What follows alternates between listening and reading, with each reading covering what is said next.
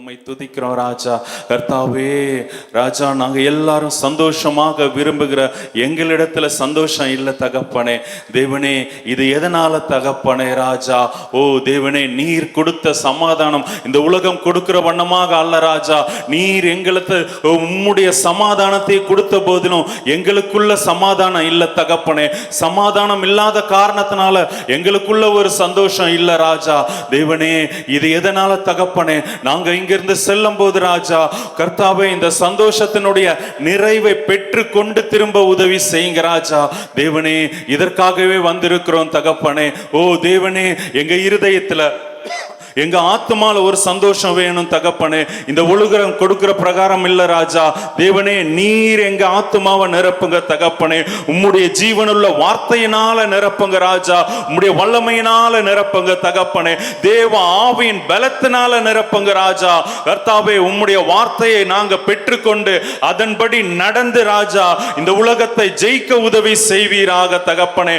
தேவனே, இந்த பூமியில உள்ளவைகள் அல்ல ராஜா, பிதாவினுடைய வலது பாரிசத்தில் இருக்கிற அந்த மேலான இடத்தையே நாடவும் ராஜா.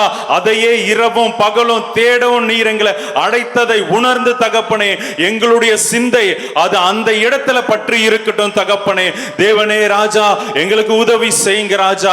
கிறிஸ்து இயேசுவில் இருந்த சிந்தையே எங்களுக்குள்ள இருக்க கடவுது என்ற வசனத்தின்படி தேவனே, உம்முடைய சிந்தையில நாங்க வாழ உதவி செய்யுங்க தகப்பனே.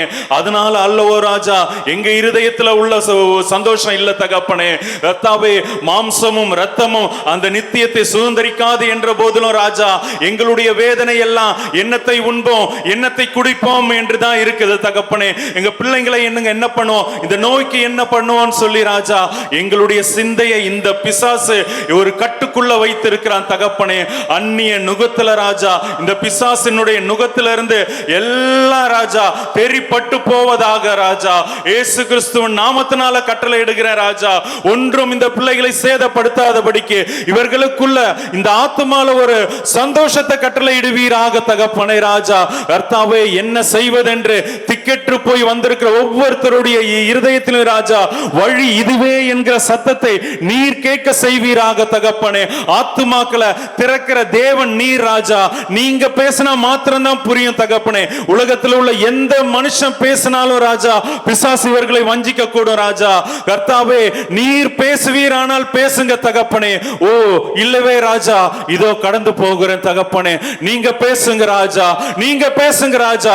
இவர்கள் உம்முடைய ஆடுகளாக இருக்கிறாங்க ராஜா, உம்முடைய மந்தை தகப்பனே, உம்முடைய ஜனங்கள் ராஜா, உமக்கென்று வேறு பிரித்தவர்கள், வேறு பிரிக்கப்பட்டவர்கள் தகப்பனே. கர்த்தாவே, நீங்க பேசுங்க ராஜா. உம்முடைய மனவாட்டிகள் ராஜா, உம்மாலே மாத்திரம் உமக்கு பிரியமானபடி இவர்களை அலங்கரிக்க கூடும் தகப்பனே. நீங்க வாங்க ராஜா, இவர்களை உம்முடைய அன்புல இடை கட்டுங்க ராஜா. இவர்களை தாங்கி செல்வீராக. இவரை ஏங்க இந்துங்க ராஜா. கர்த்தாவே, இவர்களை கனப்படுத்துங்க, ஒரு உற்சாகப்படுத்துங்க ராஜா. கர்த்தாவே, உம்முடைய வார்த்தையினால இவர்களுடைய இருதயம் குத்தப்பட்டு தகப்பனே, இனி நாங்க பாவம் செய்ய மாட்டோம், இனி நாங்க மீறுதற்குட்பட மாட்டோம், இனி தேவனுடைய சித்தமே அல்லாம நாங்க ஒன்றுக்கும் செவி கொடுக்க மாட்டோம் என்ற தீர்மானத்தோடு ஒரு அன்பின் நிறைவில் ராஜா இவர்கள் இந்த இடத்துல இருந்து போகணும் தகப்பனே. நீர் உதவி செய்வீராக தகப்பனே. நீங்க வாங்க ராஜா, எங்களுக்குள்ள இருந்து தகப்பனே நீங்க எழும்புக தகப்பனே. ஓ ஹalleluya, ஸ்தோத்திரம் ராஜா. நீர் எழும்பாவிடில் தகப்பனே, இந்த படகு, இந்த சரீர வாழ்க்கை படகு ராஜா, இது மூழ்கி விடுமே தகப்பனே. எங்களுக்குள்ள பயம் இருக்கு ராஜா, எங்களுக்குள்ள கலக்கம் இருக்கு தகப்பனே. ஓ தேவனே, நீங்க எழும்புக ராஜா, எங்களுக்குள்ள வாங்க தகப்பனே. காற்றையும் கடலையும் ராஜா எங்களை சுத்தி நெருக்கி ஏவுகிற எல்லா பாவத்தையும் தகப்பனே, எல்லா சாபத்தையும் ராஜா, எல்லா மீறுதல்களையும் நீர் ஆளுகை செய்வீராக ராஜா. இறையாதே அமைதலாயிரு என்ற வார்த்தையின்படி இவர்களுக்கு கட்டளை இடுகிறேன் தகப்பனே. தேவனே, இன்று முதல் ராஜா இதுவரை கண்ட எகிப்தியரே காணாதபடிக்கு தேவனே நீர் இவர்களுடைய இருதயத்தை ஆளுகை செய்வீராக ராஜா. உம்மாலை செய்யக்கூடாத காரியம் ஒன்றுமில்லை தகப்பனே. கர்த்தாவே, நீங்க வாங்க ராஜா. கர்த்தாவே, உம்மை இவர்கள் காணட்டும் ராஜா. நீர் எப்பேற்பட்ட தேவன் என்பதை இவர்கள் உணரட்டும் தகப்பனே. எங்களுக்கு உதவி செய்யுங்க ராஜா. கர்த்தாவே, நீர் சொல்லியும் செய்யாதிருக்கிற தேவன் இல்ல ராஜா. கர்த்தாவே, உன் வாயை விரிவாக தர அதுல என்னுடைய வார்த்தையை வைப்பேன் என்ற அந்த வார்த்தையை விசுவாசி வந்திருக்கிற தகப்பனே, தேவனே நீங்க பேசுங்க ராஜா, நீங்க பேசுங்க ராஜா. உம்முடைய மாளிகையை அலங்கரிப்பது அது உமக்கேற்றதா இருக்குது ராஜா. இதை எப்படி சுத்திகரிக்கணும் என்பது உங்களுக்கு தெரியும் ராஜா. நீரே பரிசுத்தமாக்குகிற கர்த்தர் தகப்பனே, ஊழியர்களால அல்ல ராஜா, எங்களால ஒன்றும் செய்யக்கூடாது தகப்பனே. எஸ் ராஜா, நீர் இவர்களை பரிசுத்தமாக்குங்க. நீர் இவர்களை அழைச்ச நோக்கத்தை இவர்களுக்கு சொல்லுவீராக தகப்பனே. ஓ தேவனே, இனி இவர்கள் காற்றை அடிக்கிறது போல சிலம்பம் பண்ணாதபடிக்கு தேவனே, நீர் ராஜா ஆகாயத்தை அடிக்கிறது போல சிலம்பம் பண்ணாதபடிக்கு கர்த்தாவே, உம்முடைய நன்மையும் பிரியமும் பரிபூர்ணமான சித்தம் இன்னதென்று பகுத்தறியத்தக்கதாக ராஜா இவர்களுடைய மனதை புதுதாக்குங்க ராஜா. அதனால இவர்கள் மறுரூபமாகட்டும் தகப்பனே. எஸ் ராஜா, எஸ் ராஜா. தேவனே, தேசம் பாழாய் கிடக்குது தகப்பனே.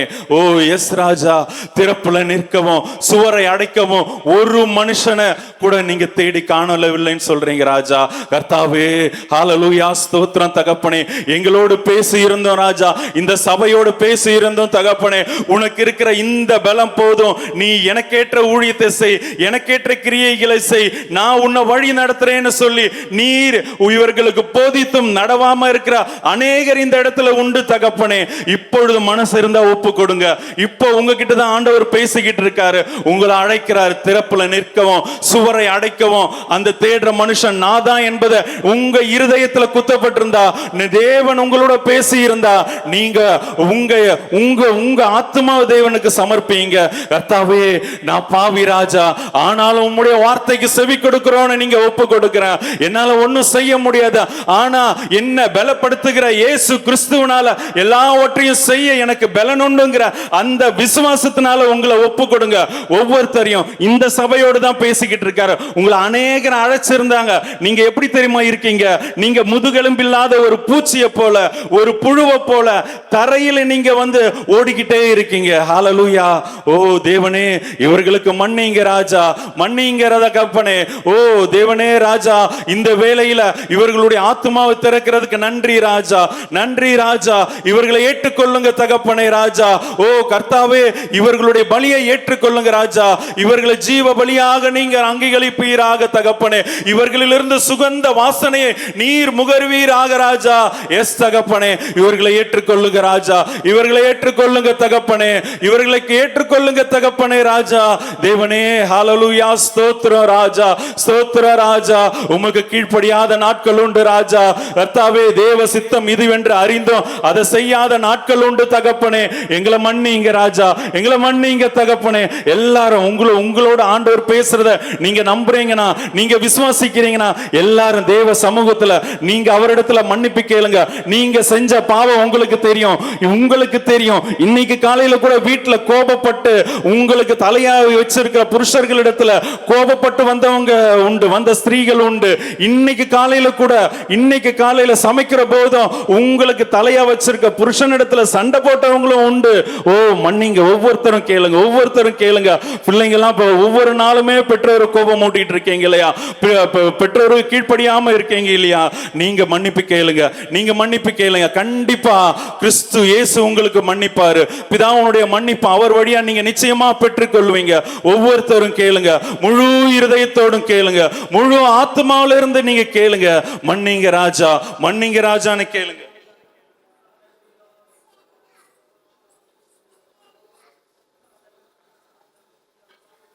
ஹல்லேலூயா, ஹல்லேலூயா, ஹல்லேலூயா. ஓ ஸ்தோத்திரம் ராஜா.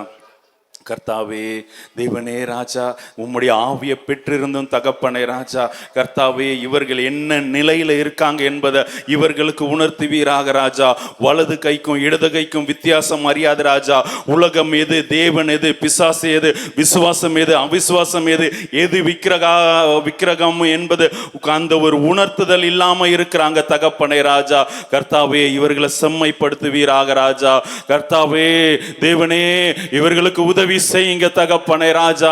நல்ல நிலத்துல விழுந்த விதை மாத்திரம் தான் ராஜா அது 30, 60, 100 முளைக்கும்னு நீங்க சொல்லி இருக்கீங்க தகப்பனே. இவர்களை நல்ல நிலமாக உம்முடைய சமூகத்துல ஒப்பு கொடுக்கிற ராஜா. கர்த்தாவே நீர் தானே ராஜா இந்த தோட்டத்துல இருக்கிற கற்கரை பொறுக்கி ராஜா கொத்தி எரி போடுகிற தேவனாக இருக்கிறீர் தகப்பனே. இவர்களுடைய இருதயத்தை ஆளுகை செய்யுங்க ராஜா. இவர்களை காத்து கொள்ளுங்க தகப்பனே. தேவனே, பிசாசனுடைய வஞ்சனையில விழுத இவர்களுடைய குடும்பத்தின் சாபத்தை எல்லாம் ராஜா இயேசு கிறிஸ்து நாமத்தினால அகற்றுகிறேன் ராஜா. இப்பொழுதே ஒரு பரிபூர்ண சுகம் நீர் கொடுப்பீராக தகப்பனே. ஒரு பரிபூர்ண விடுதலை தகப்பனே. அந்நிய நுகத்துல பிணைக்கப்படாதபடிக்கு ராஜா பிசாசனுடைய எல்லா கட்டுகள்ல இருந்தும் இயேசு கிறிஸ்து நாமத்தினால விடுதலை செய்கிறேன் தகப்பனே. ஓ தேவனே, ஹல்லேலூயா, ஸ்தோத்திரம் ராஜா. எவ்வளவு சோதனை தகப்பனே, எவ்வளவு வேதனை ராஜா, எவ்வளவு நிந்தை தகப்பனே, எவ்வளவு அவமானங்கள் ராஜா. இது ஏன் எனக்கு நடக்குது? எல்லாத்துலயும் சரியா இருக்கேனே, ஆனாலும் எனக்கு ஏன் நடக்குதுன்னு நீங்க கேட்டீங்கன்னா உங்களுக்கு உண்டான பதில் இதோ. ஹல்லேலூயா, ஸ்தோத்திரம் ராஜா. என்னையே அவர்கள் சிலுவையில் அறைஞ்சாங்க, உனக்கு இதை செய்ய மாட்டாங்களோன்னு ஆண்டவர் சொல்றாரு. ஹல்லேலூயா. நீங்க வசனத்தின்படி நடந்தீங்கன்னா, கிறிஸ்து இயேசுவுக்குள்ள இருந்தீங்கன்னா, நீதியின்படி நடந்தீங்கன்னா கண்டிப்பா உலகம் உங்களை பகைக்கும். உலகம் என்னை பகைத்ததானால் உங்களையும் அது நிச்சயமா பகைக்கும்னு ஆண்டவர் சொல்றார். அதை நீங்க ஏத்துக்கோங்க. அதை நீங்க ஏத்துக்கொண்டு இந்த ஓநாய் கூட்டத்துக்குள்ள ஆட்டுக்குட்டியை போல உங்க இருதயத்தை காத்து கொள்ள கற்றுக்கொள்ளுங்க. ஹல்லேலூயா, ஸ்தோத்திரம். ஒருத்தர் இடத்துலயும் சொல்லாதீங்க உங்க கஷ்டத்தை, உங்க வேதனைய, உங்க துன்பத்தை, உங்களுடைய அவல நிலைய ஒருத்தர்கிட்டையும் உங்க வாயை திறந்து மனம் பதறி ஒரு வார்த்தை கூட சொல்லாதீங்க. உங்க அறை கதவை சாத்துங்க. தேவ சமூகத்தில் அமர்ந்துருங்க. உங்கள் சிருஷ்டிகரே உங்க நாயகன்னு சொல்லி இருக்காரா? உங்களுடைய நாயகன்ட்ட மாத்திரம் நீங்க எந்த ஒரு சந்தேகமும் இல்லாம எல்லா குமுறலையும் எல்லாவற்றையும் அவர் சமூகத்தில் ஊற்றி விட்டு அந்த கதவை திறந்து வெளியே வரும்போது சந்தோஷமா இருங்க. எப்பவுமே வந்து சந்தோஷமா இருங்க. நீங்க சந்தோஷமா இருக்கிறது தான் தேவனுக்கு பிரியம். நீங்க சந்தோஷமா இருக்கிறது தான் பிசாசனுடைய வீழ்ச்சியினுடைய ஆரம்பமா இருக்கு. நீங்க சந்தோஷமா இருந்தாதான் உங்க ஆத்மா தேவனிடத்துக்கு போய் சேரும். நீங்க சந்தோஷமா இருந்தாதான் தேவனுடைய காரியத்தை நடப்பிக்க முடியும். உங்களுடைய சந்தோஷம் தான் மற்றவங்களை இந்த பொண்ணு, இந்த பையன், இந்த மனுஷனால எப்படி எல்லா நேரத்திலையும் சந்தோஷமா இருக்குன்னு சொல்லி உங்களுக்குள்ள இருந்த கிறிஸ்துவை பார்க்க முடியும். நீங்களே சோர்ந்து போய் அழுக்கு வஸ்திரம் தரிச்சிட்டு ஒரு ஒரு ஒரு ஒரு எல்லார்ட்டையும் குறையும் குற்றையும் உங்களுடைய கவலை துன்பத்தை எல்லாத்தையும் சொல்லிட்டு இருக்கும் போது உங்களுக்குள்ள இருந்த இயேசு எப்படி அவங்களுக்கு வெளியே தெரிவாரு? நீங்க உலகத்தை மனுஷனை போல இந்த பிரபஞ்சத்துக்கு ஒத்த வேஷம் தரிக்கிறீங்க. உங்களுக்கு தேவையானது ஆத்துமா விடுதலை இல்ல, உங்களுக்கு தேவையானது சரீர விடுதலை. ஆண்டவர் சிலுவையில உங்க நோயை சுமந்து தீர்த்தாயிற்று, உங்களை சுகப்படுத்திட்டாரு. அவர் கொடுத்த சுகத்தை நீங்க பெற்றுக்கொள்ளுனா உங்களுக்கும் தேவனுக்கும் நடுவுல என்ன பிளவு இருக்குது? நம்மை நாமே நிதானித்து அறிந்தோமானால் நாம் நியாயம் தீர்க்கப்படும் இல்லையா? நீங்க யோசிச்சு பாருங்க. ஆமால, தேவன் எனக்கு சுகத்தை கொடுத்துட்டார்ல, தேவன் என்ன பரிசுத்தமாக்கிட்டார்ல, தேவன் என்ன நீதிமான் ஆக்கிட்டார்ல, ஆனாலும் ஏன் நீதி கேடான காரியம் நான் செய்யறேன்? ஆனாலும் ஏன் ஒருத்தனை வீட்டில் இருக்கவனே என்னால மன்னிக்க முடியலையே? அன்பு எல்லாத்தையும் தாங்கும், ஏந்தும், அது சகிக்கும், விசுவாசிக்கும், அது சினமடையாது, தீங்கு நினையாது, அநியாயத்தில் சந்தோஷப்படாதுன்னு சொல்லி இருந்தோம். அந்த அன்பு எனக்கு வீட்டிலேயே இருக்க மாட்டேங்குது. பிள்ளைங்களை அது எரிச்சலோடு சபிக்கிறது. நீங்க தேவனை துதிக்கிற இந்த நாவுனால உங்க பிள்ளைங்களை நீங்க திட்டலாமா? அது தேவ சாயலனுடைய என்னுடைய சாயல்ல படைக்கப்பட்டதல்லோன்னு கேட்கிறாரு.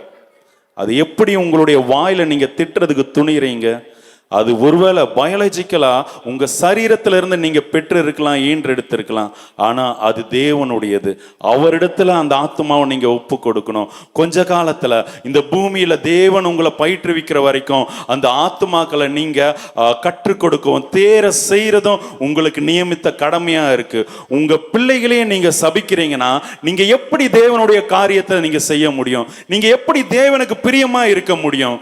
நீங்க எப்படி பரலோகத்துக்கு நான் போவேன், தேவனுக்கு முன்னாடி நிற்பேன், அவருடைய சிங்காசனத்துல இருப்பேன், நீங்க எப்படி நினைச்சு பாக்குறீங்க? இந்த நினைப்பே தேவனுக்கு விரோதமான பகை இல்ல. உலகமும் உலகத்தில் உள்ளவைகளையும் அன்பு கூறாது இருங்கள்னு சொல்லியும் நம்ம கடைக்கு போகும்போது என்னெல்லாம் இச்சிக்கிறோம் இல்லையா?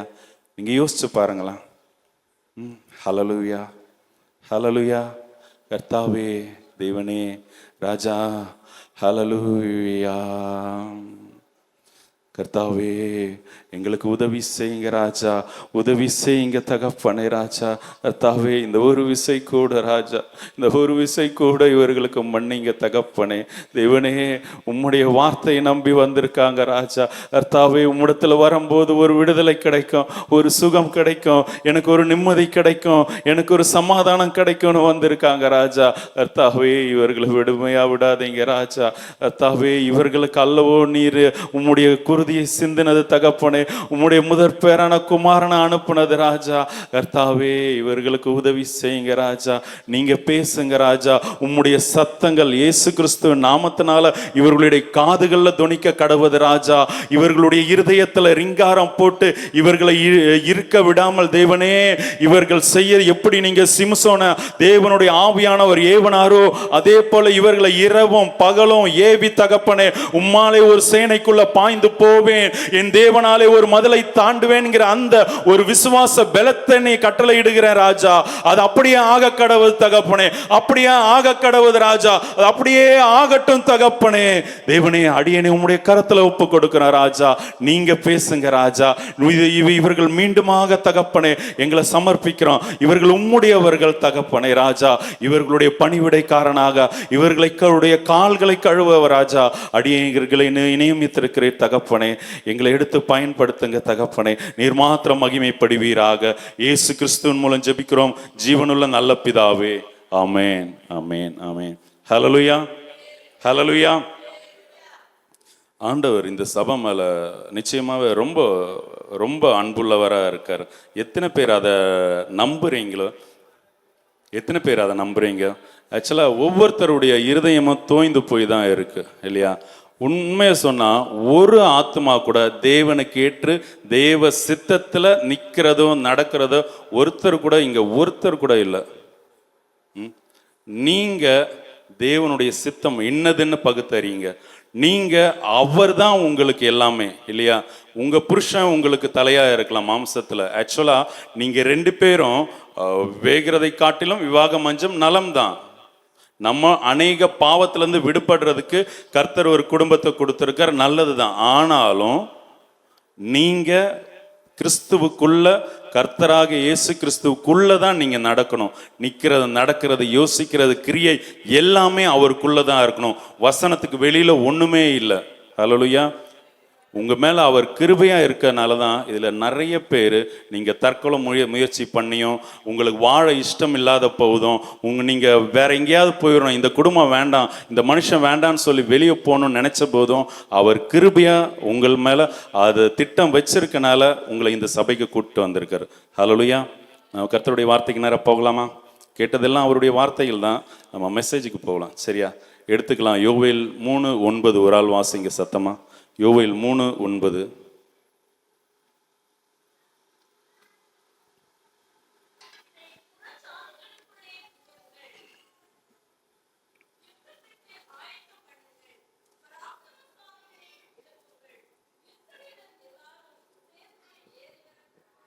ஆமென், ஆமென். மைக்கில் வாசிக்கலாமா?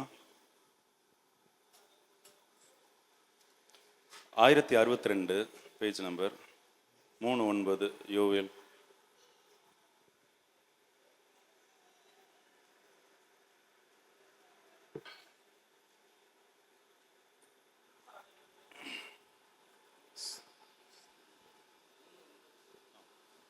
இதை புறஜாதிகளுக்குள்ளே கூறுங்கள், யுத்தத்துக்கு ஆயத்தம் பண்ணுங்கள், பராக்கிரமசாலிகளை எழுப்புங்கள், யுத்த வீரர் எல்லாரும் சேர்ந்து ஏறி வரக்கடவார்கள். ஆமென், ஆமென். ஹல்லேலூயா. யுத்தத்துக்கு ஆயத்தம் பண்ணுங்கள், பராக்கிரமசாலிகளை எழுப்புங்கள், யுத்த வீரர் எல்லாரும் சேர்ந்து ஏறி வர கடவர்கள். ஹல்லேலூயா. இந்த வசனத்தை தானே நம்ம ஃபுல்லாவே பார்க்க போறோம். அதுல இன்னைக்கு பார்க்க வேண்டியது அதுல ஒரே ஒரு பார்ட் மட்டும்தான்.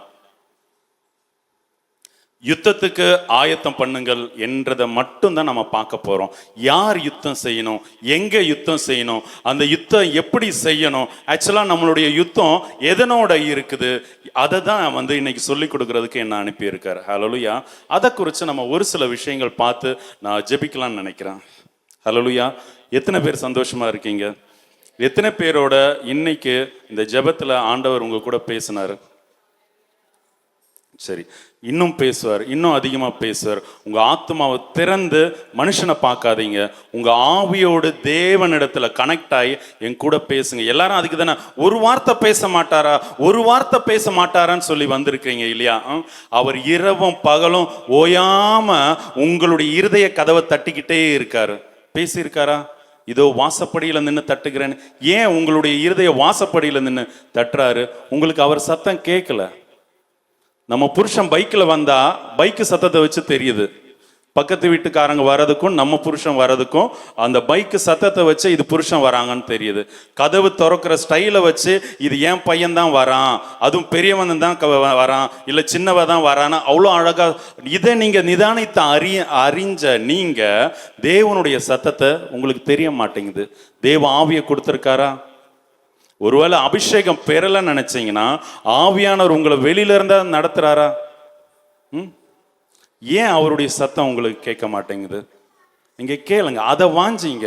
உங்க ஹஸ்பண்டு உங்ககிட்ட பேசலைன்னா எவ்வளவு வருத்தப்படுவீங்க? இல்ல உங்க அப்பாவோ அம்மாவோ பேசலைன்னா எவ்வளவு வருத்தப்படுவீங்க? அந்த வருத்தம் ஏன் ஆண்டவருடைய சத்தம் எனக்கு கேட்கலையேன்னு சொல்லிட்டு நீங்க தோய்ந்து போக மாட்டேங்கிறீங்க? இப்போ இந்த காலம் ரொம்ப ஈஸி ஆயிடுச்சுல. காலையில் ஃபோனை திறந்தா வாட்ஸ்அப்பில் நூற்றுக்கணக்கான வசனங்கள் வருது. ஒவ்வொருத்தருக்கும் நானுமே அனுப்புவேன். எனக்கு ஆண்டவர் பேசுகிற வசனத்தை நான் அதை இதுவாக போட்டு நான் அனுப்புவேன். நிறைய பேருக்கு குரூப்ஸுக்கு அனுப்புவேன், நிறைய பேருக்கு அனுப்புவேன், யூடியூப்லேயும் நான் போடுவேன். அப்போது அதில் ஒரு வசனம் எப்படியும் ஒரு 50 வசனம் பார்க்குறீங்களா, ஒரு வசனம் உங்களை தேட்டுற மாதிரி தான் இருக்கும், உங்களோட கனெக்ட் ஆகுற மாதிரி தான் இருக்கு. அதை வச்சு பிசாசு உங்களை நம்ப பண்ணுறான் ஆண்டவர் தான் உங்க கூட பேசினார். ஆனால் ஆண்டவர் உங்களை சுற்றி தேவ ஆவியினால உங்க கூட பேசுறதுக்கு முயற்சி பண்ணிக்கிட்டே இருக்காரு. அவருடைய பாஷை உங்களுக்கு புரிய மாட்டேங்குது. இது ஒன்று தான் பிரச்சனை. பரலோக தேவனுடைய அந்த உணர்த்துதல் உங்களுக்கு தெரிய மாட்டேங்குது. இதுதான் பிரச்சனை. எதனாலன்னு சொல்லி இன்னைக்கு நம்ம கண்டுபிடிக்க போறோம், நம்ம ஒப்பு கொடுக்க போறோம். தேவனுடைய ராஜ்யத்துக்குன்னு எப்படி நம்ம எழும்புறது கட்டுறதுன்னு சொல்லி பார்க்க போறோம். சரி, நம்ம யுத்தத்துக்கு ஆயத்தம் பண்ணணும்னு சொல்லி ஆண்டவர் சொல்றாரா? யுத்தத்துல ஒரு சில காரியங்கள் இருக்கு. ஒன்று ஜெயிக்கணும், இல்லை தோக்கணும். மூணாவது விஷயம் சமரசம். இது ரொம்ப ரேரா நடக்கும். ஒன்று ஜெயிக்கணும், ரெண்டாவது தோக்கணும், இல்லைன்னா சமரச காரியங்கள் ஒப்பந்தம் பண்ணி ஓகே ஒரு தீர்மானத்துக்கு ரெண்டு பேரும் சண்டை போடாமல் இப்படி ஓகே எங்கள் நாட்டில் இருக்கிறத உங்கள் நாட்டில் வணிகம் பண்ணுவாங்க, உங்கள் நாட்டில் இருக்கிற பொருட்களை எங்கள் நாட்டில் வணிகம் பண்ணுங்கன்னு சொல்லிட்டு ஒரு உடன்படிக்கை ஏற்படுத்திட்டு அவங்க சமாதானமாக போயிடுவாங்க. அது ரொம்ப ரேர். யுத்தம்ங்கிறது ஒருத்தன் தான் ஜெயிக்கணும் இல்லையா? தோக்குறவங்க ஜெயிக்கிறவங்களுக்கு அடிமை. இது எல்லாமே உங்களுக்கு தெரியும் இல்லையா? நேபிகாத் நேச்சாரு எருசலேம்ல போகும்போது தானியேலெல்லாம் என்னவா கூட்டிட்டு போறாங்க? அடிமையா கூட்டிட்டு போறாங்க. இப்போ இந்த நாட்டை இன்னொருத்தங்க கைப்பற்றினா ராஜாவினுடைய காலத்துல வச்சு சொல்றேன் யுத்தத்தை. அப்போ நம்ம எல்லாருமே அந்த ராஜாவனுடைய அடிமை. அவன் துன்மார்க்கலா இருக்கலாம், தேவன்னா யாருன்னே தெரியாதவனா இருக்குன்னா அவன் சொன்னா நம்ம கேட்டுதான் ஆகணும்.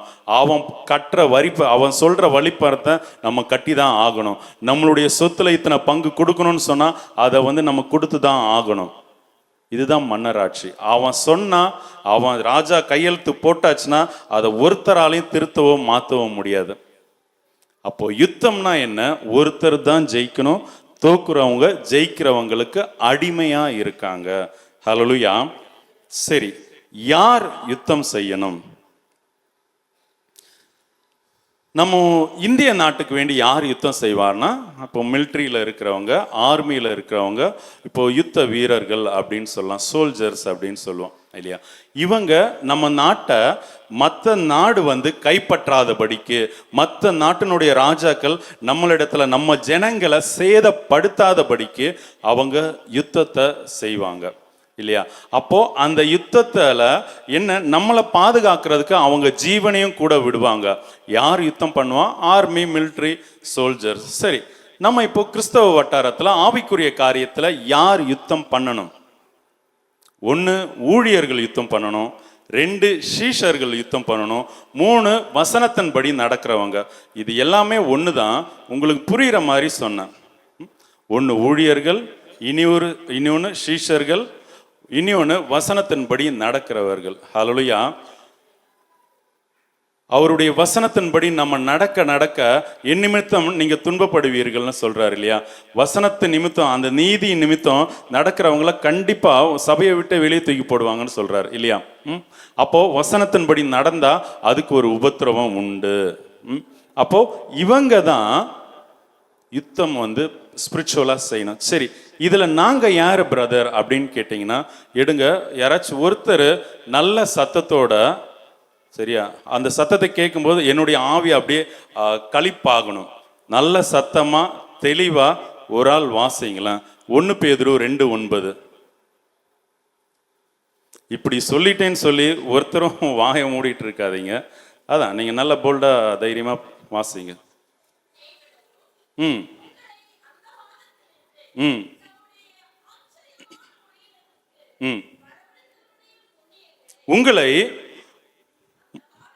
அந்தகாரத்திலிருந்து பிதாவினுடைய ஆச்சரியமான ஒளியில நடத்தினவருடைய அவருடைய புண்ணியங்களை அறிவிக்கும்படிக்கு தெரிந்து கொள்ளப்பட்ட ஜாதியாயும், போதும் சிஸ்டர், ராஜரீகமான ஆசாரிய கூட்டமா உங்களையும் என்னையும் அழைச்சிருக்காரு இல்லையா? எதுக்கு? அவருடைய புண்ணியங்களை அறிவிக்கிறதுக்கு. ராஜாக்களும் ஆசாரியர்களுமா நீங்களும் நானும் இங்க இருக்கோம். ஆனா நீங்க என்ன சொல்லுவீங்க? நாங்க தான் பாஸ்டர், நாங்க தான் ஊழியக்காரங்க அப்படின்னு. உங்களை நீங்க அதுல இருந்து விலக்கிக்கிறீங்க. இது பழைய ஏற்பாட்டு காலம் இல்லை. கிறிஸ்து இயேசு அவர் யார்? உங்களுக்கும் எனக்கும் சகோதரர். ரோமர் 8:29 வாசிங்களா குட்டீஸ். இங்க கவனிமா, இங்க வா. ம் ம்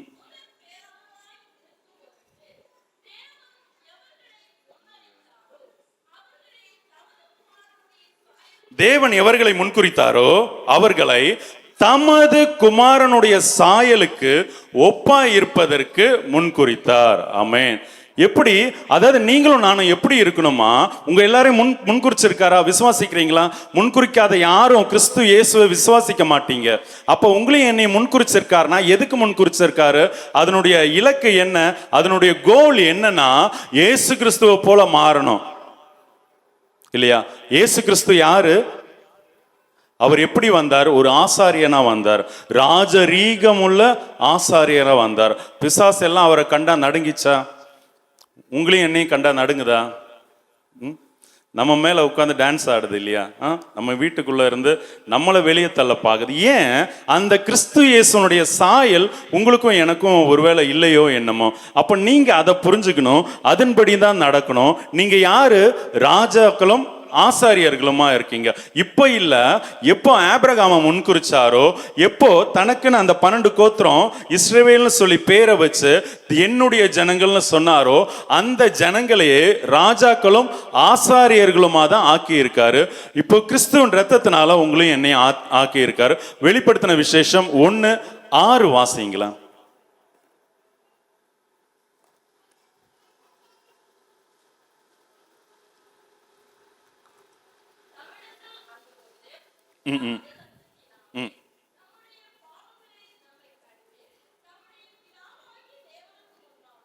நம்முடைய பிதாவாகிய தேவனுக்கு முன்பாக நம்மை ராஜாக்களும் ஆசாரியர்களும் மாக்கின. போதும் சிஸ்டர். அப்போ உங்களையும் என்னையும் எப்படி ஆக்கி இருக்காரு? ராஜாக்களும் ஆசாரியர்களுமா மாத்தி இருக்காரு. ஹல்லேலூயா. இப்ப நம்புறீங்களா? நீங்க விசுவாசிக்கிற தேவ ஆவியானவர் எழுதின பைபிள்ல என்ன சொல்லி இருக்கு? உங்களையும் என்னையும் எப்படி மாத்தி இருக்காரு? ராஜாக்களும் ஆசாரியரும். இப்ப ராஜாவுனுடைய பிரதானமான வேலையை உங்களுக்கு காட்டி கொடுக்குறேன். அது 1 சாமுவேல் எடுத்துக்கோங்க, 8வது அதிகாரம் 20வது வசனம் வாசிங்கன்னா, ராஜாவுனுடைய பிரதான நோக்கம் 2 வேலை. 1 வேலைன்னா அந்த அலுவல் இருக்கு, 1 ஜனங்களை நியாயம் தீர்க்கிறதும், இனி 1 வாசிங்க சிஸ்டர். ம் ம்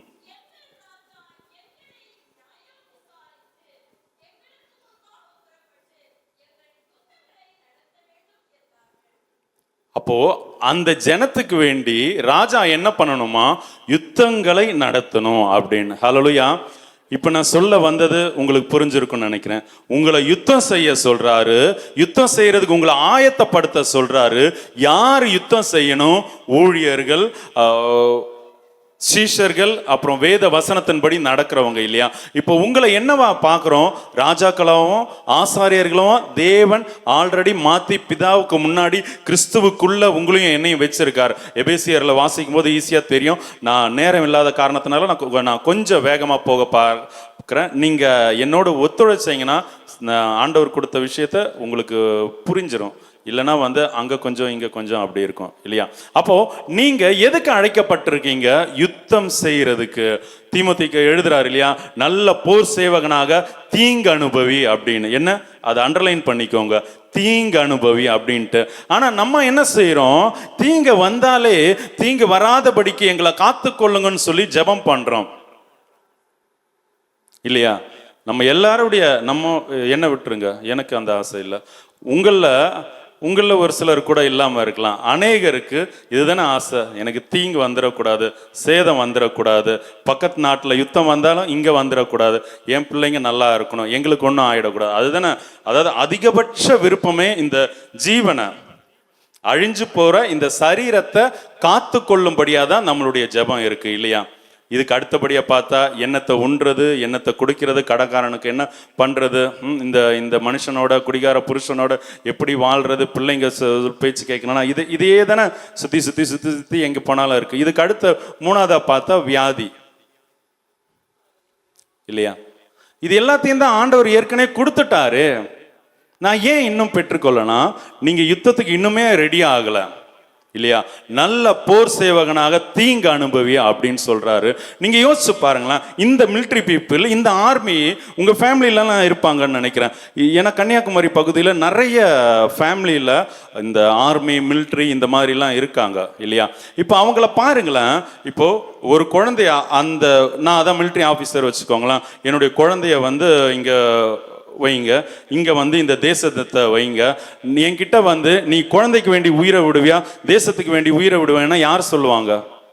தேசத்துக்கு வேண்டி தான் அவங்க உயிரை விடுவாங்க இல்லையா? குழந்தைய மடியில வச்சு கொஞ்சிட்டு இருந்தாலும் உடனே ஆர்மியில இருந்து ஒரு சிக்னல் வருது, இல்ல ஒரு கால் வருது, உடனே புறப்பட்டு வாங்கன்னா அந்த குழந்தைய முத்தம் கொடுக்க நேரம் இல்லாம அவங்க எடுக்க வேண்டியது எல்லாமே ரெடியா தான் வச்சிருப்பாங்க, எடுத்துட்டு ஓடுறாங்க இல்லையா?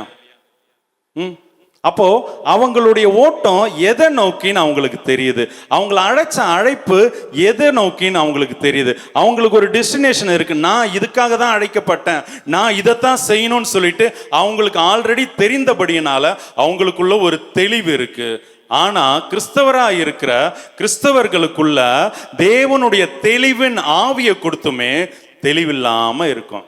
தேவ ஜனங்களை போல தெளிவில்லாத ஆளு நான் உலகத்துல எங்கேயுமே பார்க்கல. நான் வேலை செய்யும் போது நிறைய இந்த பீப்புள் கம்யூனிகேஷன் ஒர்க் தான் பண்ணிட்டு இருந்தேன். ஒன்று டிரான்ஸ்போர்ட் டிபார்ட்மெண்ட்ல, இனி ஒன்று டிசைனிங்ல, கம்ப்யூட்டர் டிசைனிங்ல, அப்புறம் இனி ஒன்று ஃபுட் அண்ட் பீவரேஜ், ஓகேவா, சமையல் அந்த மாதிரி இதில் காரியத்தில், ஹோட்டலியர் இண்டஸ்ட்ரியில். இது எல்லாமே ஜனங்களோட நான் பழகி இருக்கேன். பல லட்சக்கணக்கான ஜனங்களோட பழகி இருக்கேன். ஒரு சில லட்சம் கிலோமீட்டர் நான் வண்டியில் டிராவல் பண்ணியிருக்கேன் இல்லையா? அப்போ அதனால சொல்றேன், கிறிஸ்தவரை போல தெளிவில்லாத ஜனங்களை நான் பார்க்கலன்னு சொல்றேன். ஏன் அந்த தெளிவில்லை? நமக்கு ஒன்றும் தெரியல. ஜெபத்தில் ஆவியானவர் உணர்த்தின மாதிரி வலது கைக்கும் இடது கைக்கும் வித்தியாசம் தெரியல. எதை செய்யணும், எதை அடி எடுத்து வைக்கணும்னு தெரியல. ஏன் இது தெரியலன்னா அவர் தட்டிக்கிட்டே இருக்காரு, நமக்கு சத்தம் கேட்க மாட்டேங்குது. சரி, இப்போ தீங்கு அனுபவிக்கிறாங்க, ஆர்மி ஆஃபீஸர் இவங்க எல்லாருமே வந்து தீங்கு அனுபவிக்கிறாங்க. நீங்க ஒரு வேலையை எடுத்துக்கோங்களேன். சரி, குழந்தை பிறக்குது, ஒரு நல்ல எஜுகேட்டட் ஃபேமிலியில் இருக்கீங்க. இந்த குழந்தைய வந்து ஐஏஎஸ் ஆக்கணும்னா இங்கே சர்ச்சில் வந்து உட்கார வைப்பீங்களா? மாட்டீங்க. கல்யாணத்துக்கு கூப்பிட்டு போவீங்களா? மாட்டீங்க. காது குத்து, வளகாப்பு இதுக்கெல்லாம் கூட்டிகிட்டு போவீங்களா? மாட்டீங்க. ரூமில் உட்காந்து படின்னு சொல்லுவீங்க. தனியாக டியூட்டரை வீட்டில் வர வச்சு சொல்லி கொடுப்பீங்க. அந்த பிள்ளைக்கு படிப்பை தவிர, ஐஏஎஸ் தவிர வேற எந்த ஒரு நோக்கத்தையும் காட்ட மாட்டீங்க. இதே கன்னியாகுமரியில் இருக்கிற நிறைய பேருடைய பேரை சொல்ல முடியும். அதெல்லாம் பைபிளில் நிறைய பேர் இருக்காங்க. இவங்கள விட்டுட்டு அவங்கள பேரை சொன்னால் அது என்ன நானே வந்து இழிவுபடுத்துக்கிற மாதிரி. ஹல்லேலூயா. உங்களுக்கு எப்படி தோணுது? நீங்கள் இதெல்லாம் தெரியுமா? ஐஏஎஸ், ஐபிஎஸ், ஒரு ஈவன் எஸ்ஐ எடுத்துக்கோங்களேன். உங்கள் ஃபேமிலியில் கூட இருக்கலாம். ஒரு எஸ்ஐ ஆகணும்னா அவன் சின்ன வயசில் 8 வயசுலேருந்து ப்ராக்டிஸ் பண்ணான், கிரவுண்டுக்கு போனான். அத்லட்டிக்காகவும் சரீரத்துலேயும் மென்டலி படிப்புலையும். இப்போ ஆஃப்டர் ஆல் எஸ்ஐனா நீங்கள் சீப்பாக நினைப்பீங்க. இங்கே எஸ்ஐ ஒருவேளை பெருசாக இருக்கலாம். மெட்ராஸ்லாம் பார்க்கும்போது மதிக்கவே மாட்டாங்க, இன்ஸ்பெக்டரை கூட மதிக்க மாட்டாங்க. அங்கே படித்தவங்களுக்கு தான் வேல்யூ.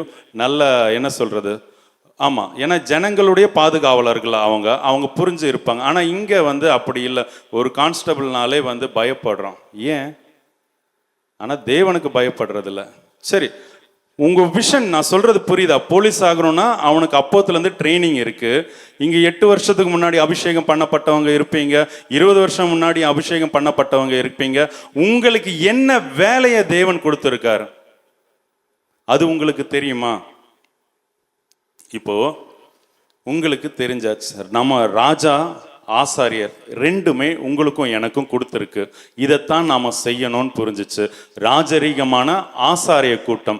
ஏன்னா நமக்கு பிரதான ஆசாரியரா எபிரேயர் 7 பார்க்கும்போது 9 பார்க்கும்போது எடுக்க வேண்டாம் சொல்கிறேன், கிறிஸ்து இயேசு உங்களுக்கும் எனக்கும் அவர் பிரதான ஆசாரியராக இருக்கார். புதிய ஏற்பாட்டில் நாம் எல்லாமே லேவி கோத்திரம் தான். புதிய ஏற்பாட்டில் ஓய்வு நாள் கிடையாது, எல்லா நாளுமே ஆராதிக்கணும். ஏன்னா புதிய ஏற்பாட்டில் கட்டடத்தினால அமைக்கப்பட்ட ஆலயத்துல தேவன் வாசமா இல்லை, இந்த சரீரத்துல தேவனுடைய கரங்கள்னால உண்டாக்கப்பட்ட இந்த சரீரத்துக்குள்ள வாசமா இருக்கார். அப்போ இந்த சரீரத்தை நீங்க எப்படி பாதுகாக்கணும்? நீங்க பிள்ளைங்களையோ யாரையோ சொல்ற இருதயத்தின் நிறைவு தான் வாய் பேசுது. உங்களுக்குள்ள ஒரு காரியம் இருக்கனால தான் அது சாபமா வெளியே வருது, அது கோபமா வெளியே வருது, அது திட்டுறதா வெளியே வருது, முறுமுறுக்கிறது எல்லாமே உங்களுக்குள்ள இருக்கு. வெளியில இருந்து கேட்குற காரியங்கள் தான் உங்களுக்குள்ள போகும் இல்லையா? அப்போ நீங்க அதிகமா விசுவாசம் எதனால வரும்? கேள்வினால வரும் இல்லையா? நீங்க அதிகமா தேவனுடைய காரியத்தை கேளுங்க. எனக்கு சுகமாகணும்னு போய் சர்ச்சுக்கு வராதீங்க, எனக்கு சரியாகணும்னு சொல்லி சர்ச்சுக்கு போவாதீங்க. யார்ப்பா இந்த தேவன்? என்னை உண்டாக்குனாரு, என்னை இன்னும் ஜீவன் கொடுத்துருக்காரு, இந்த தேவன் யாருன்னு சொல்லி நீங்க தேடுங்க. வசனத்தை அதிகமா வாசிங்க. ஆவியானவர் சொல்லி கொடுக்காம உங்களுக்கு இந்த பைபிள்ல இருக்க ஒரு வார்த்தையினுடைய உண்மையான ஒரு ரெவலேஷன் சொல்லுவோம் இல்லையா, வெளிப்பாடு கிடைக்கவே கிடைக்காது. அவர் ஒன்றும் முட்டாள் இல்லை இல்லையா? எல்லாரும் இது தெரிஞ்சுக்கிறதுக்கு இது ரகசிய புஸ்தகம். எப்படி? இந்த பைபிள் ஒருத்தராலையும் புரிஞ்சுக்க முடியாது. ஆனா நம்ம சொல்லலாம் எல்லா மொழியிலையும் இருக்கு, எல்லாரும் புரிஞ்சுக்கலாம். லூக்கா எழுதின சுவிசேஷம் மட்டும்தான் உலக எல்லா ஜனங்களுக்கும், அது மட்டும்தான் ஓரளவுக்கு புரியும். அதுவும் இயேசு கிறிஸ்து பேசுறது ஒண்ணுமே புரியாது, ஃபுல்லா பேரபிள்ஸாக இருக்கும், உவமைகளாக இருக்கும். அது எதுக்கு சொல்றாருன்னு இன்னைக்கு வரைக்கும் தெரியாது. இன்னைக்கு வரைக்கும் அந்த கடுகுனா என்னன்னு தெரியுமா? ஒவ்வொரு ஊழியர் ஒவ்வொன்று சொல்லுவாங்க. இயேசு கிறிஸ்து எதற்காக கடுகை ஒப்பிட்டு சொன்னார்னு தெரியுமா? அதான் ஒவ்வொருத்தருக்குள்ள வெளிப்பாட்டில் ஒவ்வொன்று சொல்லியிருப்பாங்க. நீங்கள் எல்லாருமே கடுகு குறித்து நிறைய ஊமைகள் கேட்டிருப்பீங்க. நானுமே வந்து 2-3 இடத்துல பேசியிருக்கேன் இல்லையா? அப்போ உங்களுக்கு அதுல இருந்து என்ன தெரிஞ்சுக்கணுமோ அதை உங்களை உண்டாக்குன தேவன் மாத்திரம்தான் உங்களுக்கு வெளிப்படுத்த வல்லவரா இருக்காரு. நீங்க முழங்கால் படியிருங்க, நீங்க தான் ஆலயம். அதுக்குன்னு சபைக்கு வராம இருந்துடாதீங்க. சபை கூடுதலை விட்டு விடக்கூடாது. சபைனா இந்த மாதிரி ஆராதனை நடக்கிற அந்த ஸ்தலத்தை சொல்லல. நான் தான் சபையா?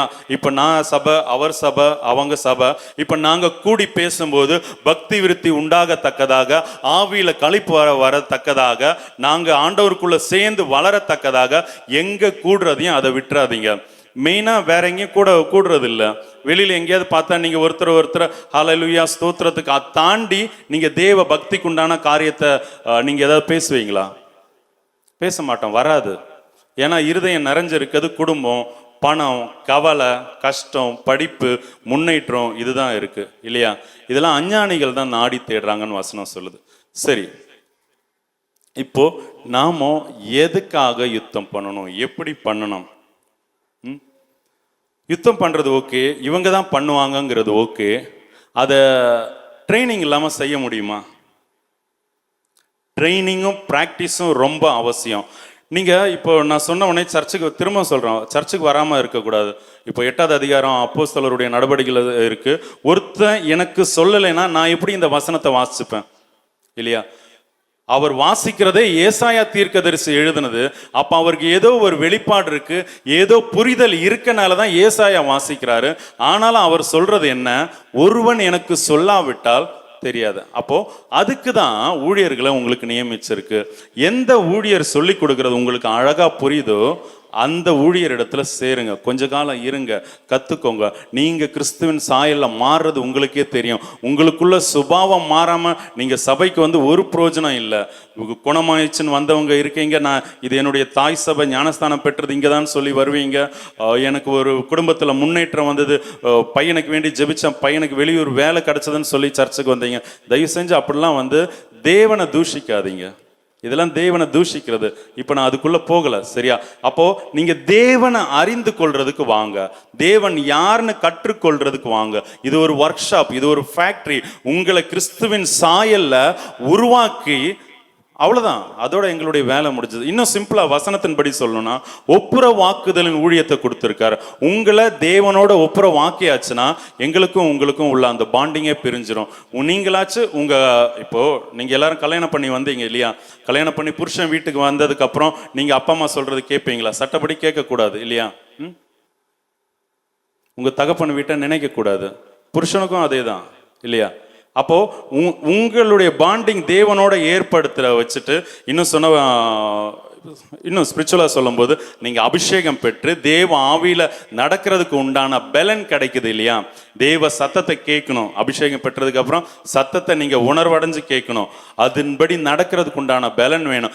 அதுல நீங்க நடக்க பழகிட்டீங்கன்னா நாங்க ஃப்ரீ ஆயிடுவோம். ஆனா என்ன, காலத்தை பார்த்த போதகரா இருக்க வேண்டிய நீங்க எல்லாரும் உட்கார்ந்து வசனத்தை கேட்டுட்டு இருக்கீங்க. சுத்தி இருக்கிற வீட்டுல இருக்கிற ஜனங்களை ஆதாயப்படுத்தினீங்களா? புருஷனை ஆதாயப்படுத்த முடிஞ்சுதா? ஒரு சின்ன எக்ஸாம்பிள் சொல்றேன். 21 நாள் உபவாச கூட்டம் இருக்கு இல்லையா? இந்த மாதிரி ஜெபம்லாம் வந்து பெருசா எந்த சபையிலையும் நடக்காது. ஜெபத்துக்கு அதிகமாக முக்கியத்துவம் கொடுக்குறாங்க. கடைசி காலத்துல அது ரொம்ப முக்கியமா இருக்கு. நம்மளுடைய கணவர்கள் ஏன் வரல? பணம். இப்போ சொன்னால் நீங்கள் அடிக்க கூட வருவீங்க. மோட்டிவ் பணம் தான் இல்லையா?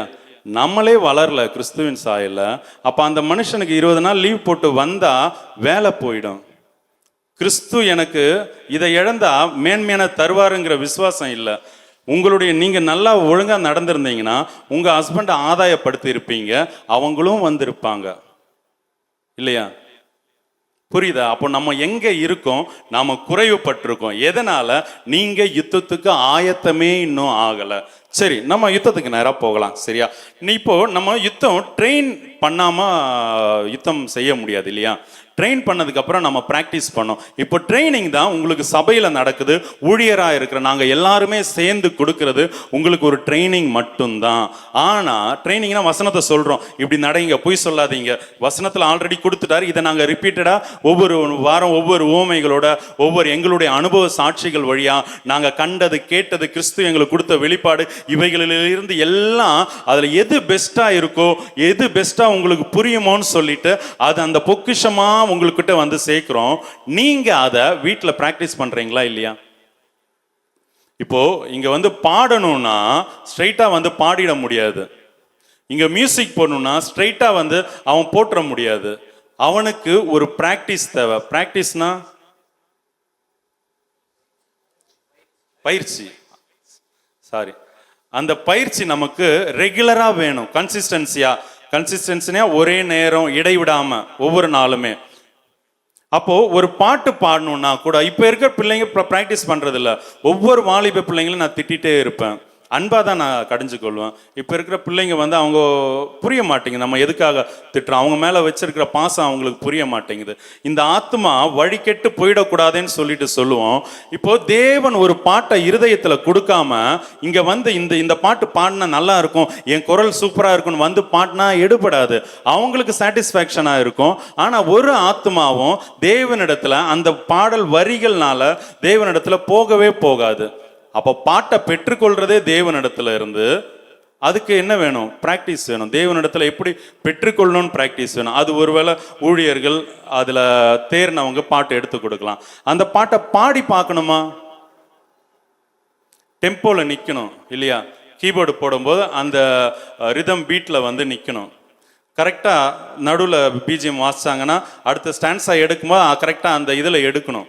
அப்போ அதுக்குண்டான ட்ரைனிங் வேணும். கீபோர்டு போடணும்னா டெம்போ மாறி மாறி பாடுற ஆள் இருந்தாலும் அவன் கரெக்டாக அது வெளியே தெரியாதபடிக்கு அந்த டெம்போக்கு அவன் கொண்டு வரணும். மொத்தத்தில் வந்து அந்த டெம்போ ரிதம் மாறி மாறி தான் பாடுறாங்கன்னா அவன் ரிதம் போட முடியாது. அவன் கீபோர்டில் சமாளித்து எடுத்துகிட்டு போயிடணும். அதுக்கு அவனுக்கு ப்ராக்டிஸ் வேணும் இல்லையா? நீங்கள் சமைக்கிறீங்க, அனுபவம் இல்லாமல் நீங்கள் சமைப்பீங்களா? அம்மா கிட்ட கற்றுக்கிட்டு இருப்பீங்க இல்லையா? அம்மா கிட்டேயோ இல்லை அப்பா கிட்டேயோ வீட்டில் யாருக்கிட்டேயோ இருந்து நீங்கள் கற்றுக்காமல் உங்களுக்கு சமையல் வருமா? அப்போ அதுதான் சொல்றாரு, இந்த யுத்தத்துக்கு நீங்க ஆயத்தப்படுங்க. யார்கிட்ட கத்துக்கணும்னா உங்களுக்கு நியமிச்சிருக்கிற ஊழியர்கிட்ட கத்துக்கோங்க அப்படின்ட்டு. இங்க வசனத்துல யார்கிட்ட கத்துக்கணும்னா எடுத்துக்கோங்க. மார்க் 3:13-14 வாசிங்க, கொஞ்சம் வேகமா போங்க.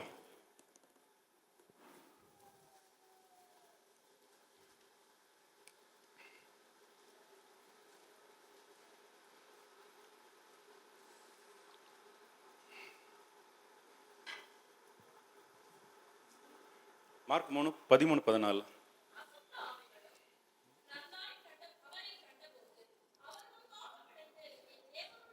பின்பு அவர் மலையின் மேல் ஏறி தமக்கு சித்தமானவர்களை தம்மிடத்தில் வரவழைத்தார். அவர்கள் அவரிடத்திற்கு வந்தார்கள். அப்பொழுது அவர் 12 பேரை தெரிந்து கொண்டு அவர்கள் தம்மோடு கூட இருக்கவும் பிரசங்கம் பண்ணும்படியாக தாம் அவர்களை அனுப்பவும் வியாதிகளை குணமாக்கி பிசாசுகளை துரத்தும்படி அவர்கள் அதிகாரமுடையவர்களாய் இருக்கவும் அவர்களை ஏற்படுத்தினார். யாரு? இயேசு கிறிஸ்து. அப்போ நீங்க யார்கிட்ட ட்ரைனிங் எடுக்கணும்? கர்த்தராகிய கிறிஸ்து இயேசு. யார் கிறிஸ்துவின் வழியா உங்ககிட்ட பேசுறாங்க? எந்த ஊழியர் வசனத்தை தாண்டி எங்கும் போகாம வசனத்தின்படி கிறிஸ்துவனுடைய உபதேசத்தை உங்களுக்கு புகுத்துறாங்களோ அவங்க கிட்ட இருந்து படிங்க. நீங்க படிச்சதை வீட்டில் ப்ராக்டிஸ் பண்ணணும். நானும் ட்ரம்ஸ் கிளாஸ், கீபோர்டு கிளாஸ்லாம் போனேன். ஆண்டவர் ஆரம்பத்திலே எனக்கு சொன்னார், மியூசிக்கில் வந்து நான் போகக்கூடாதுன்னு என்னை தடுத்தார். இருந்தாலும் எனக்கு சர்ச் மினிஸ்ட்ரிக்கு வந்து கீபோர்டு இதெல்லாம் தேவைப்படுதா, அது இருந்தால் யூஸ்ஃபுல்லாக இருக்கும். கிளாஸுக்கு போனேன். நான் ஈஸியாக அங்கே ஏதோ சொல்லி கொடுக்குறது புரியுது. வீட்டில் வந்து ப்ராக்டிஸ் பண்ணுறது எனக்கு டைம் இல்லை. ஊழியத்தில் நிறைய காரியங்கள் செஞ்சுக்கிட்டு இருக்கோமா, எனக்கு ப்ராக்டிஸ் பண்ண டைம் இல்லை. கடைசியில் பார்த்தா ட்ரைனிங்க்கு போகவும் எனக்கு வந்து டைம் இல்லாமல் போயிடுச்சு. ஆண்டவரே அதை வந்து நிறுத்த வச்சுட்டார். ட்ரம்ஸும் போனேன், இது கீபோர்டும் போனேன். நீ ஏன் சமூகத்தில் இரு. ஆண்டவர் அதான் ஒவ்வொரு அழைப்பு. அப்போது அழைப்பில் முழு நேர ஊழியத்தில் 5 அழைப்பு இருக்குது. சரி, அதை பற்றிலாம் வந்து உங்களுக்கு ஆண்டவர் வந்து யார் மூலியமாக சொல்லி கொடுப்பார். ஓகே, நீங்கள் யார்கிட்ட இருந்து கத்துக்கணும், ட்ரெயின் ஆகணும்னா கர்த்தராகிய கிறிஸ்து இயேசுவின் இடத்துல இருந்து அவர்கிட்ட கத்துக்கிறத நீங்க பிராக்டிஸ் பண்றதுக்கு பரிசுத்த ஆவியானவர் வேணும். இப்ப பொய் சொல்லாதேன்னு கட்டளை இருக்கு. உள்ளதை உள்ளதனும் இல்லதை இல்லதனும் சொல்லுங்க. ஆனா நாம செய்யற காரியத்துல, குறிப்பா இந்த மாவட்டத்துல, நீங்க பொய் சொல்லாம வீட்லயாவது இருக்க முடியுமா? புருஷன்ட்ட பொய் சொல்லாம நீங்க எத்தனை பேர் இருக்கீங்க? சின்ன சின்ன விஷயத்துல சமையல் ரெடியான்னு கேட்டால் ஆயிடுச்சு, சாயகா ரெடியா ஆயிடுச்சு, காப்பி ரெடியா ஆயிடுச்சு. ஆனால் இங்கே தான் வந்து ரெடி ஆகிக்கிட்டே இருக்கும் இல்லையா? அதுலேருந்து போய் உண்மை இல்லாத தன்மை. நமக்கு தலையாக இருக்கிற காண்கிற புருஷனிடத்துல உண்மையாக இல்லாமல் காணாத தேவனிடத்துல எப்படி உண்மையாக இருக்க முடியும்? அப்போது இதுக்கு என்ன ப்ராக்டிஸ் வேணும்? காலையில் எழும்பும் போதே உங்களை தேவனிடத்துல ஒப்பு கொடுத்து, ஆவியானவரே எனக்கு உதவி செய்யுங்க. தேவ ஆவியை கொடுத்துருக்காரா? தேவ ஆவியானவர் உங்களை நடத்துறாரா? அவர்கிட்ட கேளுங்க. நான் பொய் சொல்லக்கூடாது, இந்த வாயில இருந்து தூஷணமான வார்த்தைகள் வரக்கூடாதுன்னு எப்பவுமே துதிச்சுக்கிட்டே இருங்க. டைமுக்கு துதிக்கிறது, டைமுக்கு ஆலயத்துக்கு போறது எல்லாம் பழைய ஏற்பாடு. இரவும் பகலும் அவரோடு சஞ்சரிக்கிறது தான் புதிய ஏற்பாடு இல்லையா? அனுதினமும் சபையில ஆளு சேர்த்துட்டு இருந்தாங்க. அப்போ எல்லா நாளும் சபை இருக்கணும், நம்ம போகும்போதெல்லாம் பாஸ்டர் அவைலபிளா இருக்கணும். இது புதிய ஏற்பாடு. அப்போ நீங்க அவரோட ட்ரெயின் ஆகுங்க, இயேசு கிறிஸ்துவோட. அதை நீங்க ஆவியானவர் கூட இருந்து பிராக்டிஸ் பண்ணுங்க. ஒவ்வொரு நேரமுமே இங்க இருந்து நடந்து போகும்போதே ஆண்டவரே உம்முடைய சிந்தை எப்படி நான் பெற்றுக்கொள்றது, என்னை எதுக்கு அழைச்சிங்க, நான் என்ன செய்யணும், என்ன பேசணும். நீங்க நிதானமா பேசுங்களேன், கேட்க தீவிரமா இருங்க, பேசுறதுக்கு தாமதமா இருங்க. ஆனா நம்ம கிட்ட கேள்வி கேட்டு முடியறதுக்கு முன்னாடி பதில் வரும். நிறைய பேர்கிட்ட பார்த்துருக்கேன், ஃபோன் பண்ணி நிறைய ஆலோசனைக்கு கேட்கும்போது நான் சொல்ல என்ன பேச விட மாட்டாங்க, அவங்க தான் காரியத்தை சொல்லிட்டே இருப்பாங்க. நம்ம அதான் பேசுறதுக்கு தீ விரிச்சிட்டு இருக்கோம், கேட்க தான் தீ விரிக்கணும். சரியா? இப்படி இருக்கும்போது நம்ம தேவனுடைய யுத்தத்தை நடப்பிக்க முடியாதா? அப்போ நீங்கள் ட்ரெயின் பண்ணணும், யுத்தம் செய்கிறதுக்கு ப்ராக்டிஸ் பண்ணணும். யார் கூட இருந்து ட்ரெயின் பண்ணணும்? இயேசு கிறிஸ்துவோட இருந்து ட்ரெயின் பண்ணணும், பரிசுத்த ஆவியானவர் இருந்து ப்ராக்டிஸ் பண்ணணும். இயேசு கிறிஸ்து உங்களுக்கு தெரியல, அவர் சொல்கிறது புரியலன்னா உங்களுக்கு சபையில் யார் வச்சிருக்காரோ, பாஸ்டர் ஆக்சுவலாக சொன்னால் பாபு பாஸ்டர்லாம் நீங்கள் கொடுத்து வச்சுருக்கணும். நீங்கள் எல்லாருமே இந்த சபைக்கு வர ஆளாக இருந்தால் நீங்கள் ஆக்சுவலாக கொடுத்து வச்சுருக்கணும் இல்லையா? வசனத்தில் அவர் அப்படி இப்படிலாம் போக மாட்டார், அதில் தெளிவாக இருப்பார். அதனால நீங்கள் அவர் என்ன சொல்கிறாரோ, வாரத்தில் ஒரு சர்வீஸ் இருந்தாலும் அது 1 மணி நேரம் மெசேஜில் உங்களுக்கு என்ன வார்த்தை பேசுகிறாரு நீங்கள் அதை கேட்டு ஜெபிச்சு நோட் பண்ணி அதை அந்த 1 வாரம் ஃபுல்லாக ப்ராக்டிஸ் பண்ணாலே நீங்கள் அபிஷேகம் பண்ணப்பட்ட நாளோ ரட்சிக்கப்பட்ட நாளில் இருந்து இன்னைக்கு வந்தால் நீங்கள் கிறிஸ்துவின் சாயெல்லாம் மாறி இருப்பீங்க. இன்னும் மாறலைன்னா நீங்கள் யுத்தத்துக்கு ஆயத்தமாக்கப்படலை, நீங்கள் ட்ரெயின் ஆகலை, நீங்கள் ப்ராக்டிஸ் பண்ணலைன்னு தான் பொருள். சரி, இப்போ நான் சம்பவத்துக்குள்ளே வரேன். ரோமர் 8வது அதிகாரம் எடுத்துக்கோங்க. இதில் ஒரு சில வசனத்தை வாசித்து மேற்கோள் காட்டிட்டு நான் ஜெபிக்க போகிறேன். ரோமர் 8:1 சொல்லுது, யுத்தம் யாரோடன்னு தெரிஞ்சுக்கணும்னா எபேசியர் ஒரு ஆள் வாசிங்களேன், 6:12 வாசிங்க. அதில் சொல்லும் மாம்சத்தோடும் இரத்தத்தோடும் யுத்தம் அல்ல அப்படின்னு இல்லையா? உங்களுடைய ம் ம் ம் ம்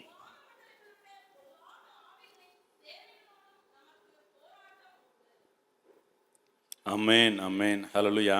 நம்ம யாரோட போராடிட்டு இருக்கோம்? கட்டின புருஷனோட, பிள்ளைங்களோட, வியாதியோட, பிசாசோட போராடிட்டு இருக்கோம் இல்லையா? ஆக்சுவலா வசனம் சொல்லுது வானமண்டலங்களில் இருக்க பொல்லாத ஆவியோட. அப்போ நீங்க மாம்சத்துல இருந்து போராடுறீங்க. மாம்சத்துல இருந்து போராடினா அதை ஜெயிக்கவே முடியாது. நீங்க ஆவியில தான் போராடணும். அதுக்கு தான் ரோமர் 8வது அதிகாரத்தை எடுத்தேன். சொல்ற வசனத்தெல்லாம் நீங்க நல்லா காது கொடுத்து இருதயத்தை திறந்து கவனிங்க. பெண்ணு இருந்ததுன்னா எடுத்து அண்டர்லைன் பண்ணிக்கோங்க. நான் வேகமாக போகிறேன். எது மாம்ச காரியம், எது ஆவியினுடைய காரியம்னு சொல்லி முடிக்கிறோம். முதல் வசனம் சொல்லுது, மாம்சத்தின்படி நடவாமல் ஆவியின்படியே நடக்கிறவர்களுக்கு ஆக்கினை தீர்ப்பில்லை. நீங்க உங்களை யார் ஒருத்தர் தேவ ஆவி சொல்றதன்படியே நடக்கிறவங்க? தேவ ஆவியானவர் சொல்லி தான் நான் இந்த சர்ச்சுக்கு வந்தேன். இன்னைக்கு உள்ளது சொல்லும், அவர் சொன்ன டைமுக்கு தான் வந்தேன், அவர் சொன்ன ட்ரெஸ்ஸை தான் நான் போட்டிருக்கேன், அவர் சொன்ன மாதிரி தான் நான் முடிவாரி இருக்கேன்னு யார் சொல்ல முடியும்? நீங்கள் கேட்கலாம், இதெல்லாமா அவர் சொல்லுவார்னு. நீங்கள் கேட்டீங்கன்னா அவர் உங்களுக்குள்ள உணர்த்துவார். அதுதான் சொல்கிறேனே, உங்ககிட்ட இரவும் பகலும் பேசுறதுக்கு அவர் பிரியமாக இருந்தார். ஆனால் நீங்கள் அதை கேட்க முடியாமல் இருந்தீங்க. இது சாட்சியாகவே சொல்கிறேன். நான்லாம் என்னுடைய நீதியை யார்கிட்ட போய் சொல்கிறது? ஏன் என்னை எல்லாரும் இப்படி நினைக்கிறாங்க? யார்கிட்டையாவது சொல்லணும்னு தான் அங்கலாய்ப்பேன். ஒருத்தர்கிட்டையும் பேச விடலை. என்கிட்ட பேசுன்னு சொன்னார். பேச ஆரம்பித்தா அவர் இரவும் பகலும் பேசிக்கிட்டே இருப்பார். அவர் பேச தொடங்கினதுக்கப்புறம் நம்ம உலக ஜனங்களோட பேச முடியாது. அப்படி பேசினா தேவனுடைய வார்த்தையை தவிர, பக்தி விருத்திக்கு ஏதுவான காரியத்தை தவிர ஒண்ணுமே நமக்கு வராது. அதுக்கு தான் சொல்றேன், முதலாவது தான் அவருடைய சத்தத்தை கேளுங்கன்னு. நீங்க ஆவியில நடக்கலைன்னா நிச்சயமா பரலோக ராஜ்யத்துக்கு போக முடியாது. அதுதான் முதல் வசனம் சொல்லுது. அடுத்து 5வது வசனம் சொல்லுது, ஆவியின்படி நடக்கிறவர்கள் ஆவிக்குரியவைகளை சிந்திக்கிறார்கள். ஆவியின்படி நடக்கிறவங்க ஆவிக்குரியவைகளை சிந்திக்கிறாங்க. இதை ரிவர்ஸ்ல நான் சொல்லித்தரேன் பாருங்க. அப்போ நீங்க ஆவிக்கேற்றவைகளை சிந்திச்சீங்கன்னா ஈஸியா இருக்கு பாருங்களா. நீங்க ஆவிக்கேற்றவைகளை சிந்திச்சீங்கன்னா நீங்க ஆவியின்படி நடப்பீங்க. ஆவிக்கேற்றவைகளை எது சிந்திக்கணும்? ஆவியின் கனி இருக்கா? அன்பை பத்தி யோசிங்க, அதை தியானிங்க.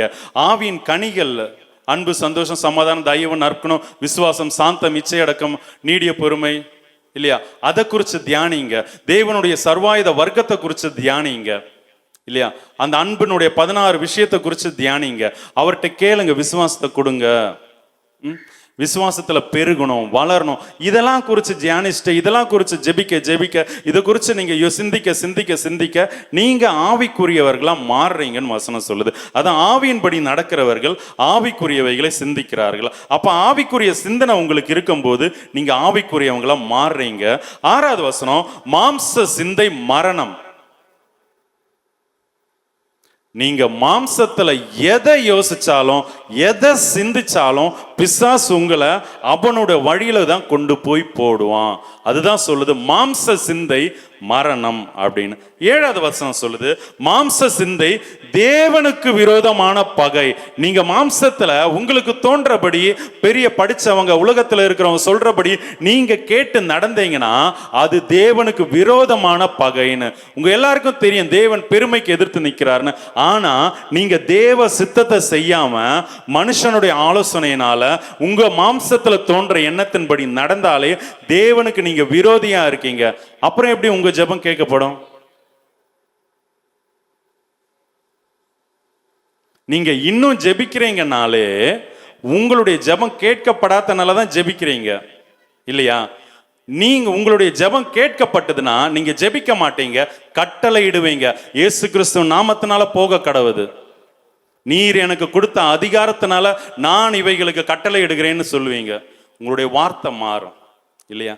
ஆனா இன்னைக்கும் நம்ம பிச்சை எடுத்துட்டு இருக்கோம். பிச்சை எடுக்கிற தப்பு இல்லை, அது வேண்டுதல் மீன்ஸ் ரெக்வஸ்ட். அதை கரெக்டான தமிழ்ல பார்த்தா பிச்சை எடுக்கிறது, சரியா?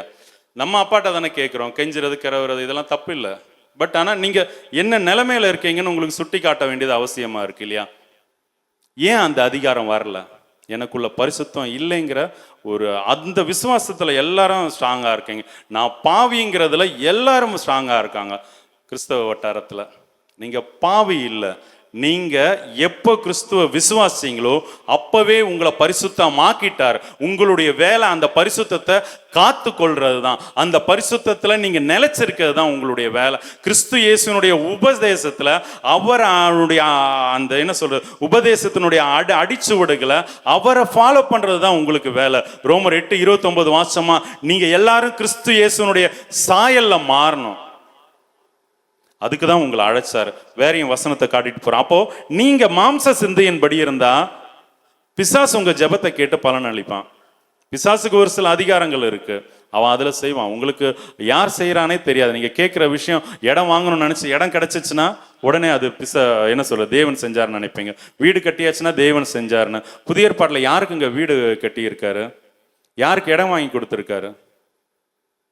புதிய ஏற்பாடுல 100% ஆவிக்குரிய ஆசீர்வாதங்கள். இது எதுவும் கிடைக்காதுன்னு நான் சொல்லல.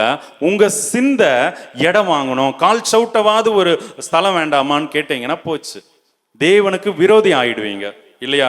வசனம் சொல்லுதா? கீழே பாருங்க 8வது வசனம், மாம்சத்துக்குட்பட்டவர்கள் தேவனுக்கு பிரியமா இருக்க மாட்டார்கள். நீங்க மாம்சத்துல இருந்தீங்கன்னா தேவனுக்கு பிரியமா இருக்க மாட்டீங்க.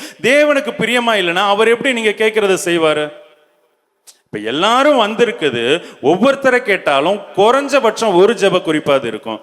இது நடக்கணும், இந்த உபவாசம் முடியும் போது இது தீரணும்னு வந்திருப்பீங்க. நீங்க மாறாம ஒண்ணுமே மாறாது. நீங்க ஆவியில யுத்தம் செய்யுங்க. நான் ஸ்ட்ரைட்டா கடைசி வசனத்துக்கு போயிடுறேன். 13வது வசனம். 14 சொல்லிட்டு நான் 13 சொல்றேன். 14 இப்ப நம்ம எல்லாருமே தேவனுடைய பிள்ளைகள் நினைச்சிட்டு இருக்கோம்ல, இதை தேவ ஆவியினாலே நடத்தப்படுறவங்க தான் அவருடைய பிள்ளைங்கன்னு சொல்லியிருக்கு. அப்போ தேவ ஆவியானவருடைய ஏவுதல்ல நான் செய்யலைன்னா நான் தேவனுடைய பிள்ளை இல்லை. தேவனுடைய பிள்ளை இல்லைன்னா யாருடைய பிள்ளை? அதை நான் சொல்லலை, சரியா? நீங்களே சொல்லிட்டீங்க. 13வது வசனம் சொல்லுது, மாம்ச சிந்தை மாம்சத்தின்படி பிழைத்தார் சாவீர்கள், ஆவியினாலே சரீரத்தின் செய்கைகளை அழித்தால் பிழைப்பீர்கள். ஹல்லேலூயா. அப்ப உங்கள்ட்ட என்ன சொல்றாரு? ஆவியினால சரீரத்தினுடைய கிரியைகளை அழிச்சா பிழைப்பீங்க. இதைத்தான் நாம செய்ய வேண்டியது. அவர் எல்லாத்தையும் கொடுத்துட்டாரு, எல்லாத்தையும் செஞ்சுட்டாரு. நாம செய்ய வேண்டியது இது ஒண்ணு மட்டும்தான். தேவன் உங்களுக்கு கொடுத்த ஆவியினால, அந்த ஆவியானவர் வந்தா என்ன ஆகும்? பரிசுத்த ஆவி உங்களிடத்தில் வரும்போது நீங்கள் பலன் அடைந்து, ஃபர்ஸ்ட் ஆக்சுவலாக கவனிக்கல, ஆண்டவர் கொடுத்த வசனத்தை தான் தியானிச்சுட்டு இருந்தேன். அதுக்கப்புறம் தான் அவர் ஜனங்களை பாரு பாரு பாருன்னு ஏவுனாரு. ஜனங்களை பார்த்தா நான் சோர்ந்து தான் போகிறேன். எந்த சபைக்கு போனாலும் அவர் ஏவும்போது திரும்ப பார்த்தாலே உங்களை வேற ஒரு ரீதியில் ஆண்டவர் காட்டுறாரு. அந்த பாளையத்தில் எலும்புகள் எப்படி இருந்தது? அதுதான் ஜெபிக்கும் போது அந்த வார்த்தையும் கொடுத்துட்டாரு. நீங்க அந்த முதுகெலும்பு இல்லாத புழு இருக்கு இல்லையா, அந்த மாதிரி இருக்கீங்க. உங்களை சிறகுகளை அடைச்சு அவர் உயர உயர உயர பறக்கிறதுக்கு அடைச்சிருக்காரு. நீங்க என்ன பண்றீங்க? தரையில ஊந்து ஊந்து ஊந்து ஊந்து போயிட்டு இருக்கீங்க. தேவனுக்கு எப்படி இருக்கும்? நீங்க பெத்த உங்க குழந்தை 10 வயசு ஆகியும் அது தவழ்ந்துக்கிட்டே இருக்கு, எலும்புல நிக்கல, நடக்கலைன்னா எவ்வளோ வேதனையா இருக்கும். அந்த வேதனையை தான் எனக்கு கொடுத்தார் இல்லையா? நீங்கள் உங்களுக்கு நல்ல பாஸ்டர், திரும்பவும் சொல்கிறேன், பாஸ்டர் நான் புகழ்த்திலாம் சொல்லணுங்கிற அவசியம் எனக்கு இல்லை. நல்ல வசனத்தில் நிற்கிற ஒரு மனுஷனை கொடுத்துருக்கார், அவரை பிடிச்சிக்கோங்க. தெய்வ சத்தம் உங்களுக்கு கேட்கலன்னா அவரை பிடிச்சிக்கோங்க. ஆனால் அவர் வருத்தப்படுவார், நான் ஃப்ரீயாக பேசுவேன், யாருமே என்கிட்ட நின்று பேச மாட்டாங்க அப்படின்ட்டு. ஹல்லேலூயா. அது ஸ்ட்ரிக்டாக இருந்தால் உங்களுக்கு பிடிக்க மாட்டேங்குது. ஸ்ட்ரிக்டாக இல்லைன்னா இயேசு கிறிஸ்து பாருங்க, புறஜாதியார்கிட்ட அன்பா பேசுவார், மற்றவங்கள்ட்ட சீஷரை திட்டிக்கிட்டே இருப்பார். அற்ப விசுவாசியே, ஏன் சந்தேகப்பட்ட? எத்தனை நாள் நான் உங்க கூட இருப்பேன்? ஏன்னா இங்க திட்ட தான் இவங்க உருவாக்கப்படுவாங்க. ஹல்லேலூயா. நீங்க பார்த்துக்கோங்க, மாம்சத்தை நீங்க அழிக்கலைன்னா யாரும் பரலோக ராஜ்யம் போக முடியாது. நம்ம ஜெபிப்போமா? நம்ம ஒப்பு கொடுப்போமா? கர்த்ததாமே இந்த வார்த்தையின் வழியாக உங்களை ஆசீர்வதிப்பாக. நம்ம ஒப்பு கொடுப்போம். முழங்கால் போடுறவங்க போடுங்க, எழும்பி நிற்கிறவங்க நில்லுங்க. உங்களுடைய சிந்தையை எல்லாம் ஒருமுகப்படுத்துங்க. இப்போ விட்டால் திரும்ப இந்த நாழிகைகள் கிடைக்காது. ஹல்லேலூயா, ஹல்லேலூயா, ஹல்லேலூயா. ஸ்தோத்திரம் தகப்பனே, ஸ்தோத்திரம் ராஜா, ஸ்தோத்திரம் ராஜா. இருளின் அதிகாரம் அகற்றி விட்டீர், இயேசு அரசுக்குள் சேர்த்து விட்டீர். இருளின் அதிகாரம் அகற்றி விட்டீர், இயேசு அரசுக்குள் சேர்த்து விட்டீர். உமக்கு சொந்தமாய் வாங்கிக் கொண்டு உரிமை சொத்தாக வைத்து கொண்டீர். உமக்கு சொந்தமாய் வாங்கிக் கொண்டு உரிமை சொத்தாக வைத்து கொண்டீர். எஸ் தகப்பனே ராஜா, உமக்கு சொந்தமாக எங்களை வாங்கிக்கிட்டீங்க தகப்பனே. நாங்கள் இனி எங்களுடையவர்கள் அல்ல ராஜா. நீர் உண்டாக்கப்பட்டது எல்லாம் உம்மாலே, உமக்காகவே உருவாக்கப்பட்டது தகப்பனே. நாங்கள் எங்களுடையவர்கள் அல்ல ராஜா. நீர் எங்களை ஆளுக செய்யுங்க. இதோ ராஜா, எங்க எல்லாரையும் ஜீவ பலியாக உம்முடைய சமூகத்துல எங்களை சமர்ப்பிக்கிறோம் ராஜா. இதுவரைக்கும் தகப்பனே எங்களுடைய முயற்சி எதுவும் எங்களுக்கு பலன் அளிச்சதில்லை ராஜா. எங்களுடைய கிரியைகள் எங்களை வேதனைப்படுத்ததே தவிர ராஜா, உம்முடைய நித்திய ஜீவனை ஜீவிக்கிற அந்த பயணத்துல எங்களுக்கு கொண்டு செல்லுறான் ராஜா. கர்த்தாவே, இப்போ எங்களுக்கு புத்தி தெரிந்தது தகப்பனே. பன்றிகளுக்கு இடுகிற அந்த தவிட்டு கூட எங்களுக்கு கிடைக்காத போது ராஜா, எங்களுடைய புத்தியை நீர் தெளிய செய்தீர் ராஜா. கர்த்தாவே, எங்களை ஏற்றுக்கொள்ளுங்க ராஜா. எங்களை உம்முடைய அந்த வீட்டுல பணிவிடைக்காரனாக வைத்துக் கொள்ளும் என்று அந்த இளைய குமாரன் திரும்பினது போல எங்களை திருப்பினதுக்கு நன்றி தகப்பனே. உம்முடைய சத்தத்தை கேட்க செய்தீரே, நன்றி ராஜா. இதோ வந்திருக்கிறோம் ராஜா. உம்முடைய இஷ்டப்படி எங்களை ஆசீர்வதிங்க தகப்பனே. உங்களுடைய இஷ்டப்படி எங்களை ஆசீர்வதிங்க ராஜா. நீர் மாத்திரம் மகிமைப்படுவீராக. இயேசு கிறிஸ்துவின் மூலம் ஜெபிக்கிறோம் ஜீவனுள்ள நல்ல பிதாவே, ஆமென்.